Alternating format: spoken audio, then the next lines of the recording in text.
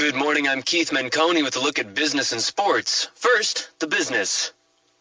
An equity strategist at Bank of America says international investors are optimistic about the outlook for Taiwan stocks. Catherine Hu said yesterday that the relative stability of the Taiwan dollar, a healthy current account, and an expected increase in revenue for local businesses are making investors more bullish. Who also says a smooth passage of trade deals with China and the creation of free economic pilot zones would also help to accelerate Taiwan's economic development. Samsung's Electronics and LG Electronics launched their new flagship smartphones in Taiwan yesterday, intensifying the competition in the smartphone market. The Samsung Galaxy S5 and the LG G Pro 2 both sell for a little over 20,000 NT. Data from the research company IDC showed that 5-inch and larger smartphones continued to be favored by Taiwan consumers, accounting for 42% of the country's overall smartphone sales in the fourth quarter of 2013. Budget carrier V-Air has received almost 2,000 applications in the 2 weeks since it started recruiting, with selection set to take place tomorrow. According to V-Air's parent company, Taiwan-based TransAsia, most of the applicants are in the hospitality industry.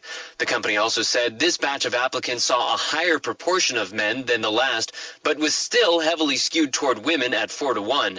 TransAsia announced last year that it had decided to tap into the emerging market of budget airlines in Taiwan. The company now plans to increase the number of its own international flights, in particular its services to Japan. In the U.S., the Federal Reserve is continuing to scale back the boost it is giving to the economy.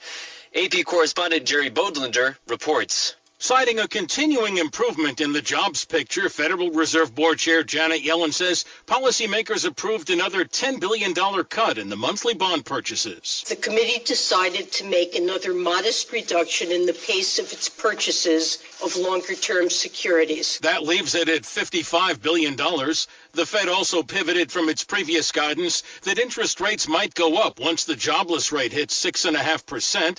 With the rate now slightly higher than that, the Fed says it'll look at a wide range of information before rates are increased. Jerry Bodlander, Washington. Also in the U.S., Toyota admits it misled consumers about safety problems and has agreed to a huge financial settlement. AP correspondent Diane Kepley reports.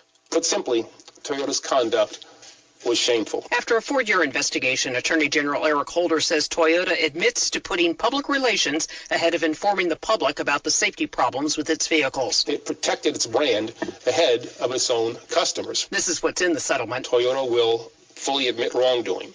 It will pay a financial penalty of $1.2 billion. Toyota officials say this is a major step toward putting what they call an unfortunate chapter behind them, and they say they're committed to rebuilding trust with consumers. Diane Kepley, Washington.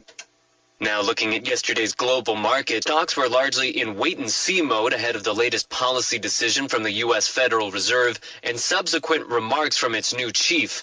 In Europe, the FTSE fell 0.5%, while Germany's DAX rose 0.4%. The CAC 40 in France ended 0.2% lower. In the U.S., the Dow was flat, with the broader S&P 500 rose almost 0.1%. Earlier in Asia, stocks traded in narrow ranges, with Tokyo's Nikkei closing up 0.4%. The Kospi lost 0.1%. The Shanghai Composite dropped 0.2%, while the Hang Seng shed 0.1%.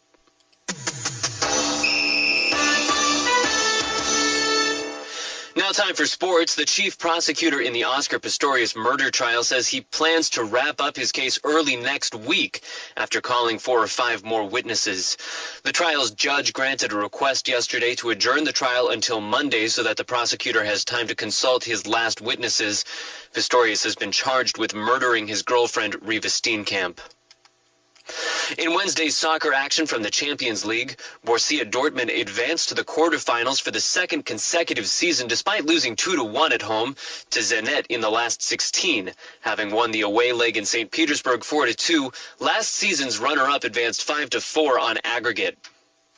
Meanwhile, Robin van Persie scored his hat-trick as Manchester United beat Olympiacos 3-0, also qualifying for the quarterfinals, overturning a 2-0 deficit from the first leg. In Brazil, with IOC officials in Rio de Janeiro to monitor progress on the 2016 Olympics, the city's mayor Eduardo Paes acknowledged that work on a large cluster of venues is far behind schedule. The head of the inspection committee urged Rio organizers to meet deadlines and to explain clearly to the Brazilian public why it should back the games.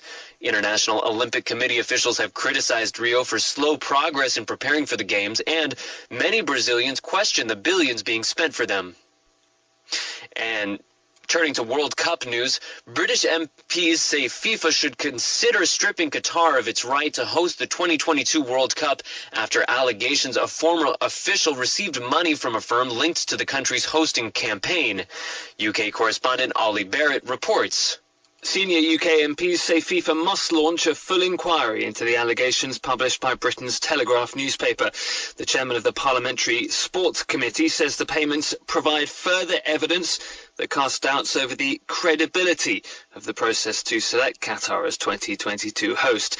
The Telegraph claims former official Jack Warner and his family were paid almost $2 million by a firm linked to the successful campaign. The Qatar World Cup's already controversial because of the summer heat and likelihood it'll be moved to winter. Qatar says it won the tournament in compliance with FIFA's ethics code. For ICRT News in London, I'm Ollie Barrett.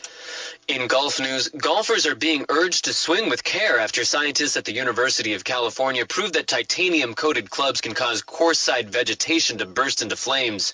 Fire authorities said yesterday the results confirm a suspicion that investigators have had for years that titanium clubs probably caused at least 2 blazes on Orange County golf courses. Scientists painstakingly recreated in a lab the conditions on the days of the fires. Using high-speed cameras and electron microscopes, they found that if hit upon a rock, clubs containing titanium can produce sparks of up to 3,000 degrees that will burn for more than a second. That's it for sports. Now checking up on Taiwan's weather. According to the Central Weather Bureau, we can expect mostly cloudy skies with showers or thunderstorms in the north with highs of 21 in the Taipei area. In parts of this region, we'll see mostly cloudy skies with showers and a high of 23 in Taichung. And in the south, partly cloudy skies with a high of 27 in Kaohsiung. Current temperatures 20 in Taipei, 21 in Taichung, 23 in Kaohsiung. It's now 7:31 here on ICRT, and stay tuned for more news and information. Let's take a look at traffic conditions this morning. On the Sun Yat-sen National Freeway, near the Zhonggang interchange heading south, a dog is walking along the outer shoulder. In Taipei, at the intersection of Renai Road and Guangfu South Road, traffic lights are malfunctioning. And in Kaohsiung, a collision has occurred at the intersection of Zhongshan Road and Kaixuan Road. That's the ICRT Traffic Report. I'm Nancy Sun.